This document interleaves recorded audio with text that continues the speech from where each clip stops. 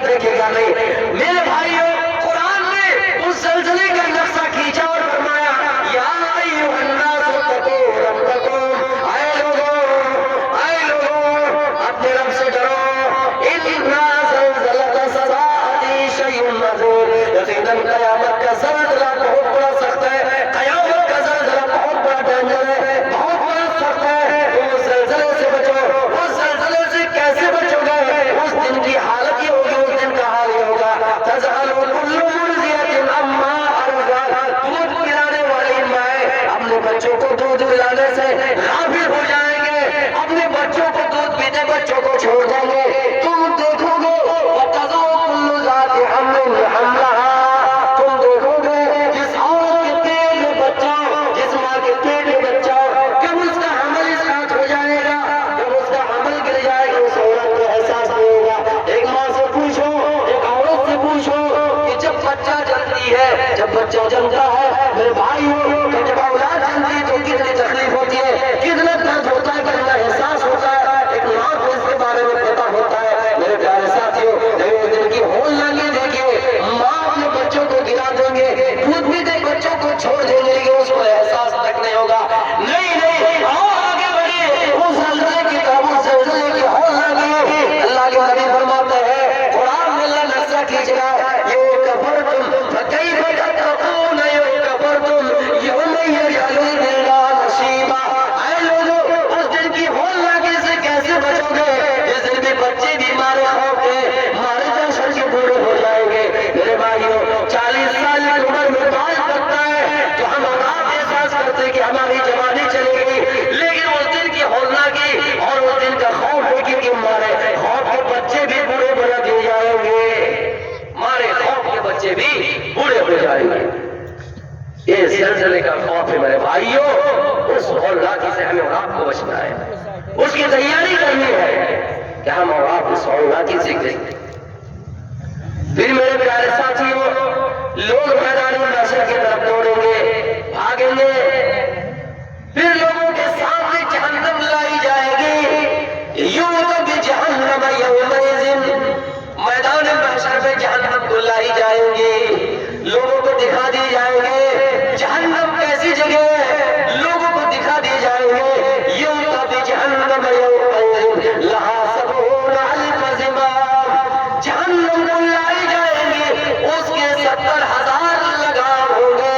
لگام اس لیے لگایا جاتا ہے، نکیل اس لیے کسی جاتی ہے تاکہ وہ بھاگ نہ جائے۔ جہنم کتنا پاورفل ہے، جہنم کتنا طاقتور ہے، جہنم کتنا طاقت رکھتے ہیں میرے بھائیوں، 70,000 لگام ہوں گے، مع کل زمام، اور ہر لگام کے ساتھ لہا 70,000 ملک، 1000 فرشتے ہوں گے، ایک لگام کے ساتھ 1000 70,000 فرشتے ہوں گے، ایک لگام کے ساتھ 70,000 فرشتے، 70,000 لگام، ایک لگام کے ساتھ 70,000 فرشتے، ٹوٹل اگر کیلکولیٹ کیا جائے تو 4,90 کروڑ بنتا ہے۔ میرے پیارے ساتھیوں، جہنم کو اس طرح لائے جائیں گے کہ تقریباً 5 کروڑ 5 ارب فرشتہ ہوں گے، تقریباً 5 ارب فرشتہ ہوں گے، اور جہنم کو لائیں گے۔ میرے پیارے ساتھیوں، جہنم کے پاس اتنا طاقت ہے کہ اتنے فرشتے اس جہنم کو لائیں گے، اور فرشتے کے پاس اتنی طاقت ہے، زمین میں ایک مرتبہ پر مار دے تو زمین تاش تاش ہو جائیں گے۔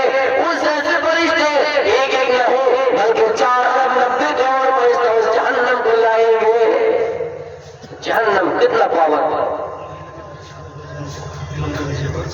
ہماری ماں بہنوں سے گزارش ہے کہ آپ کی طرف چادر بھیجی جا رہی ہے، آپ جتنا ہو سکے تعاون کریں۔ یہ مسجد کے سلسلے پروگرام رکھا گیا ہے، جہاں تک ہو سکے آپ اس میں تعاون کریں، اس لیے کہ آپ جانتے ہی ہیں کہ ہم سے ہماری ایک مسجد چھین لی گئی، پھر ابھی حال ہی میں گیانوں کی مسجد کا مدعا چل رہا ہے۔ اللہ سے دعائے خیر کہ اللہ رب العالمین اس کو بچائے رکھے۔ تو میری ماں بہنوں سے گزارش ہے کہ آپ جتنا ہو سکے تعاون کریں۔ تو میرے پیارے ساتھیوں، میدان محشر کی طرف لوگ جائیں گے اور انہیں جہنم دکھا دی جائے گے، اور پھر لوگوں سے کہا جائے گا اے لوگوں، تمہارا فیصلہ نہیں ہوگا، تم جنت نہیں جا سکتے ہو اور نہ ہی جہنم، تم ایک جگہ پہ جمع رہو۔ ایک لائن کھینچ دی جائے گے، سب لوگ ایک لائن پہ ہوں گے، لا تزول قدم ابن آدم یوم القیامت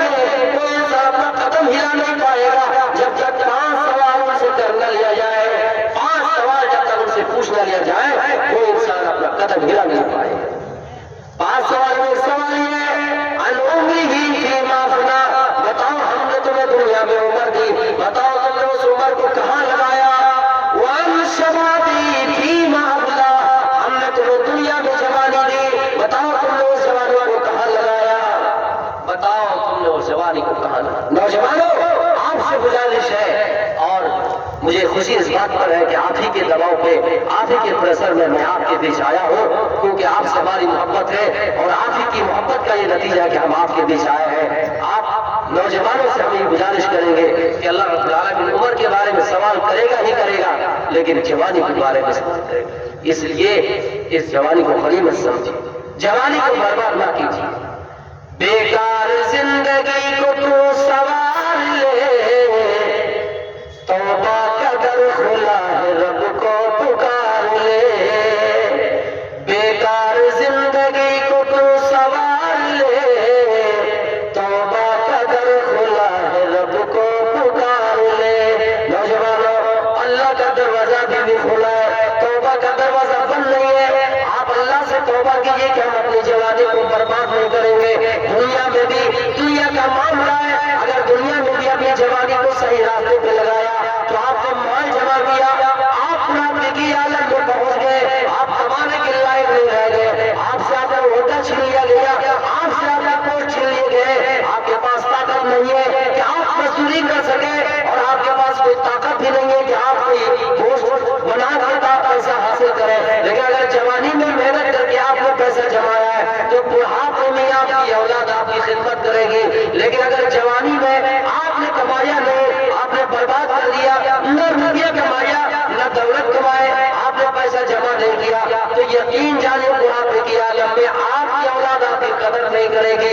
یہ جو دنیا کا حال ہے، یہ جو دنیا کا معاملہ ہے، لیکن اس دنیا کے بھی اگر دنیا کے لیے بھی اپنے کوئی ایسا اعمال دنیا میں کر جاتے تو اللہ رب العالمین خاص قسم کے لوگوں کو، جوان لوگوں کو جو مسجدوں میں رہ کر اپنی جوانی کو گوائے، اپنی جوانی کو ختم کیے، دنیاوی کاموں میں نہیں، دینی کاموں میں اپنی جوانی کو لگائے، تو اس جوان کو بھی اللہ رب العالمین عرش کے نیچے جگہ دیں گے۔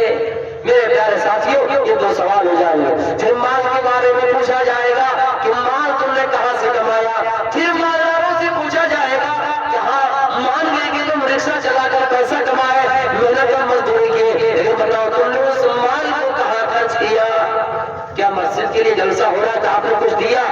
کیا کہیں پر صدقہ جاریہ کے طور پر آپ نے مسجد بنوائی، مسجد کے تعاون میں حصہ لیا، شامل ہوئے، کہیں پر ٹیبل گاڑ دیے، کسی یتیم کی مدد کر دیے، کہیں پر کسی کی شادی نہیں ہو رہی ہے آپ نے وہاں کچھ ہاتھ بٹا دیا؟ اگر آپ ان چیزوں میں مال کو لٹا رہے ہیں، خرچ کر رہے ہیں، ایسا نہیں کہ بیوی پہ مت خرچ کیجیے، بیوی پر بھی اگر نیک اور صحیح ارادے سے خرچ کر رہے ہیں تو میرے بھائیوں اس میں ثواب ہے۔ بچوں پر خرچ کر رہے ہیں، بچوں کو تعلیم دے رہے ہیں، یہ بھی آپ کی ذمہ داری ہے۔ اولاد کو قتل کرنا صرف یہ نہیں کہ آپ اس کے گنہگار ہو گئے، اپنی اولاد کو تعلیم سے محروم ہوگا، اس کے بھی آپ گنہگار۔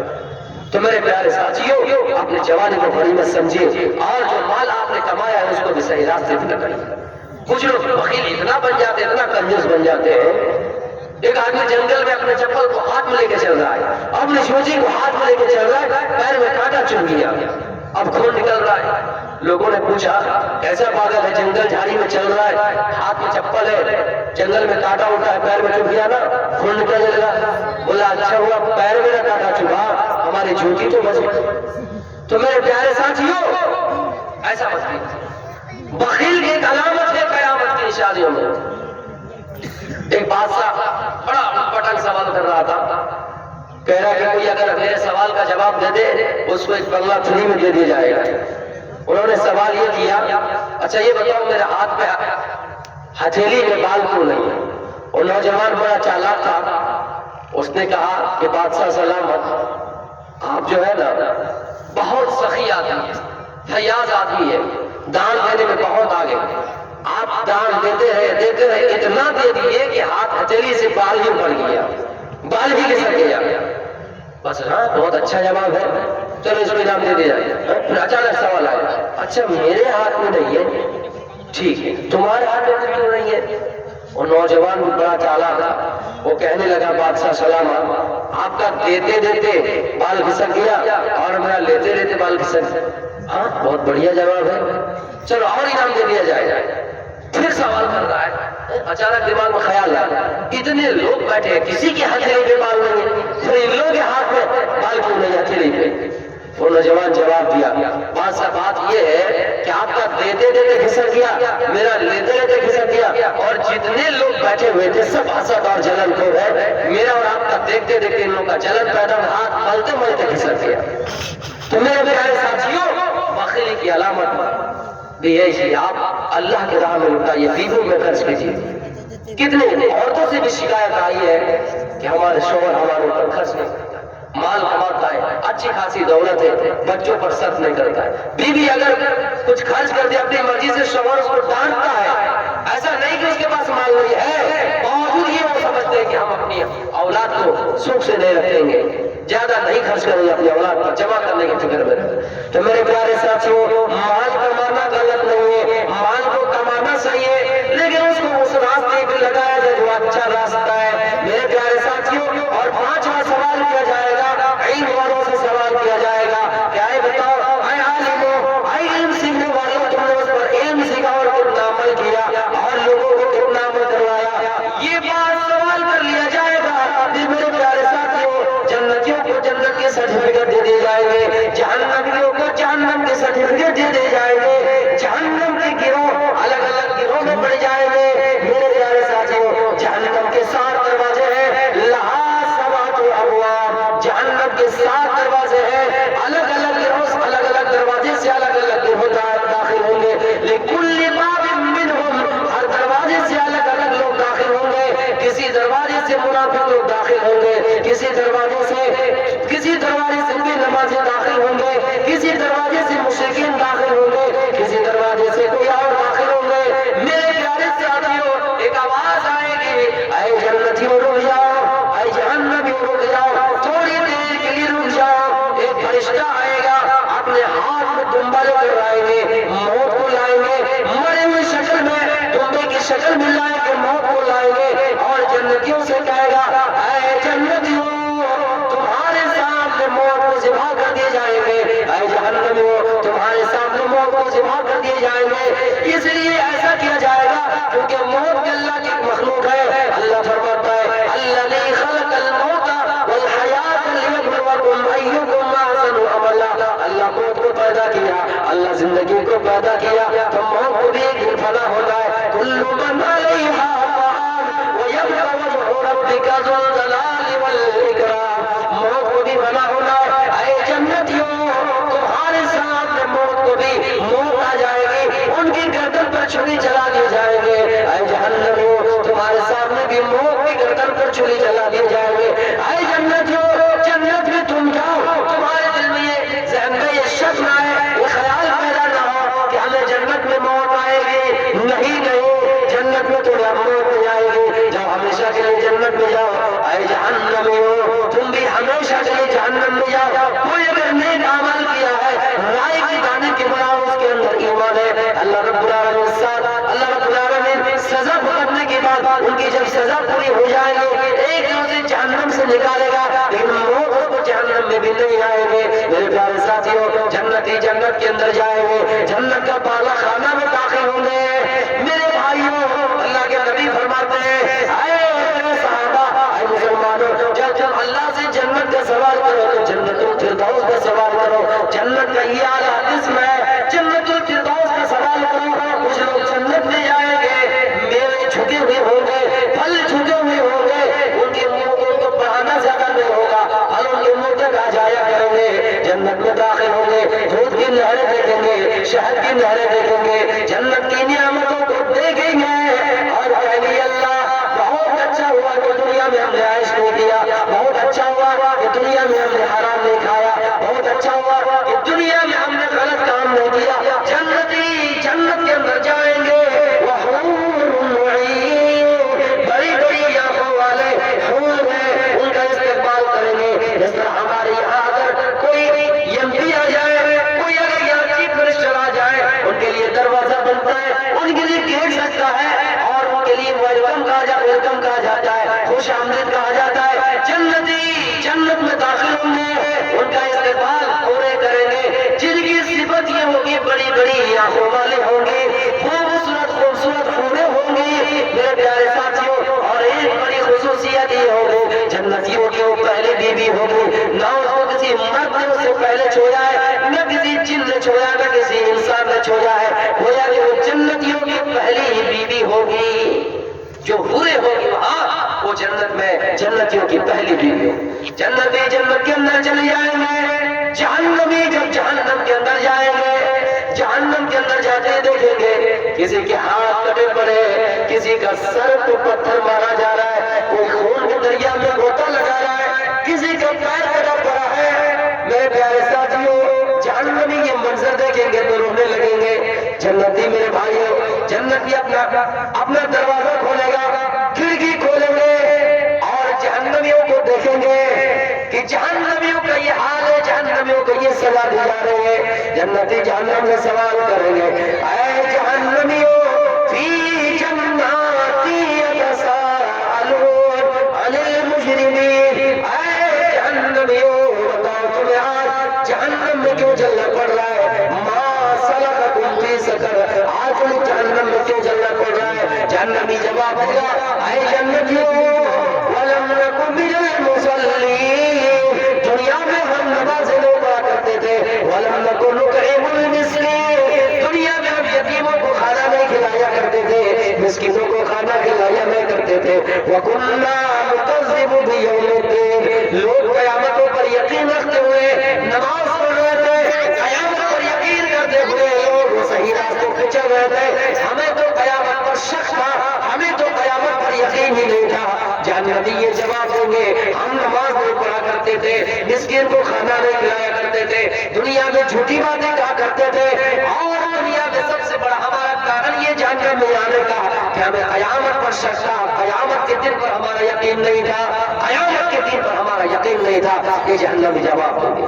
میرے بھائیوں، جہنمی جہنم کے اندر جائیں گے، جہنم کتنا پاورفل ہوگا، کتنا خطرناک ہوگا۔ میرے بھائیوں، جہنمیوں کو دور سے ہی دیکھیں گے تو جہنم کا غصہ بڑھ جائے گا، جہنم غصے سے آگ جس طرح بھڑک رہی ہے میرے بھائیوں، جہنم غصے سے بھڑک اٹھیں گے۔ جہنمیوں کو دور سے دیکھیں گے، راتوں من مکان بعید، دور سے دیکھیں گے کہ جہنمی آ رہی ہے، کافر آ رہے ہیں، مشرک آ رہے ہیں، جہنمی آ رہے ہیں، بے نمازی آ رہے ہیں، جہنم دیکھیں گے کہ جہنمی دور سے آ رہے ہیں، جہنم سے غصہ بڑھ جائے گا۔ من مکان بعید، دور سے دیکھتے ہی ان کا غصہ بڑھ جائے گا۔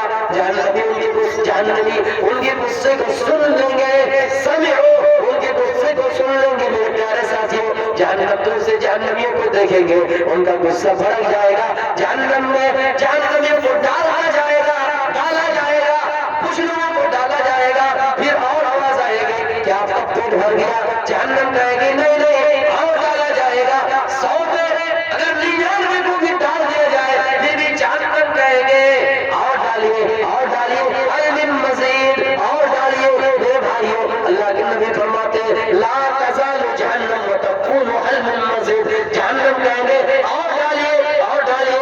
اللہ رب العالمین آخر کر اپنے پیر کو جہنم میں ڈال دیں گے، تب جہنم کہے گی بس ہو گیا، بس کرو اب نہیں۔ میرے پیارے ساتھیوں، جہنم کا پیٹ کتنا خطرناک ہے، جہنم دور سے جہنمیوں کو دیکھیں گے، ان کا غصہ بھڑک جائے گا۔ جہنم کی گہرائی دیکھیے، صحابہ کرام بیٹھے ہوئے ہیں، حضرت ابو ہریرہ بیان کرتے اس حدیث کو، ابو ہریرہ موجود ہے۔ اچانک ایک بہت بڑے دھماکے کی آواز آئی، بہت بڑا دھماکہ ہوا، اچانک آواز آئی، اللہ کے نبی فرماتے ہیں اے میرے صحابہ، کیا تم جانتے ہو یہ آواز کیسی ہے؟ صحابہ کہتے ہیں اللہ اور اس کے رسول یہ زیادہ جانتے ہیں۔ آپ نے فرمایا ھذا اجر الدنیا، اے میرے صحابہ یہ ایک پتھر کی گرنے کی آواز ہے جو آج سے 70 سال پہلے جہنم میں پھینکا گیا تھا اور آج جہنم کی تہہ تک پہنچا ہے۔ میرے بھائیوں، جہنم کی گہرائی دیکھیے، 70 سال کا ایک پتھر کو اس کی تہہ تک پہنچنے میں لگتا ہے۔ آپ اور کیجئے، جہنم کی گہرائی دیکھیے، پتہ چلا جہنم کے کچھ کیٹیگری ہے، جہنم کے کچھ حصے ہیں، وہ جہنم کے میرے بھائیوں کیٹیگری ہے، کچھ قسمیں ہیں، کوئی کم گناہ کیا اوپر میں، زیادہ گناہ کیا نیچے میں، اس لیے تو اللہ رب العالمین فرماتا ہے ان المنافقین فی الدرک الاسفل من النار، منافقوں کا ٹھکانہ جہنم کے سب سے نچلے گڑھے میں ہوگا۔ آپ غور کیجئے، منافق کہتے کسے ہے؟ منافق اسے کہتے جو ایمان کا چولا پہن کر مسلمانوں کو دھوکہ دے، جو ایمان کا چولا پہن کر مسلمانوں کو منہ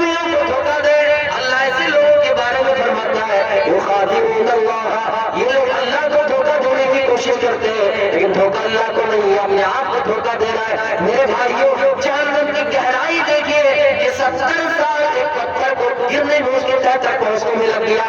یہ میرے جہنم کی گہرائی ہے، جہنم کی طاقت بھی آپ دیکھیے، جہنم کی گہرائی بھی دیکھیے، جہنم کا پیٹ اتنا خطرناک یہ بھی دیکھیے۔ میرے بھائیوں یقین جانیے یہاں سے ہو کر ہم اپنے آپ سے ارادہ کریں، اپنے آپ سے وعدہ کریں، اپنے دل سے ارادہ کریں، یہاں سے جانے کے بعد ضرور اپنے دل کا محاسبہ کریں گے، اپنے نفس کا محاسبہ کریں گے اور سوچ کے دیکھیں گے ہم دن بھر دکان چلاتے ہیں اس کا حساب کر لیتے ہیں، ہم کاروبار کرتے ہیں اس کا حساب کر لیتے ہیں، لیکن ہم نے اپنے نفس کا محاسبہ نہیں کیا، ہم نے اپنی زندگی کا محاسبہ نہیں کیا۔ یا ایھا الذین آمنوا اتقوا اللہ ولتنظر نفس ما قدمت لغد۔ اے ایمان والو، اے مومنو، تم کو چاہیے کہ تم آخرت کی تیاری کرو اور سوچو کہ آئندہ کل کے لیے ہم نے کیا تیاری کر رکھی ہے۔ اگر ہم نے اپنے نفس کا محاسبہ کر لیا، ہم نے اپنے نفس کا جائزہ لے لیا، ہم نے اپنے نفس کو کنٹرول کر لیا، اللہ فرماتا ہے وَأَمَّا مَنْ خَافَ مَقَامَ رَبِّهِ